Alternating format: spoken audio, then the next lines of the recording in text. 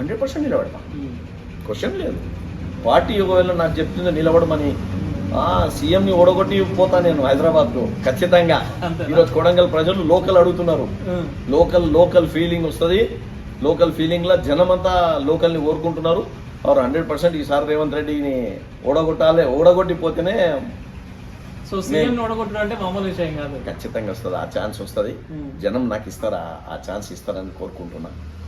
జనం కూడా ఆలోచన చేస్తున్నారు. ఈరోజు కాంగ్రెస్లో ఉన్న వాళ్ళు కానీ ఎవ్వరున్నా కానీ ఈరోజు ఎమ్మెల్యే తల్లి దేశానికి రాజైన తల్లికి బిడ్డనే. అయితే మన రేవంత్ రెడ్డి గారు మా కొడంగల్ కాన్స్టిట్యున్సీకి ఎమ్మెల్యే, మేము గెలిపియకుంటే ఈరోజు సీఎం కాకుంటే కదా. అయితే మా కొడంగల్కు సపరేట్ స్పెషల్గా అందరినీ కలవాలి వచ్చినప్పుడు.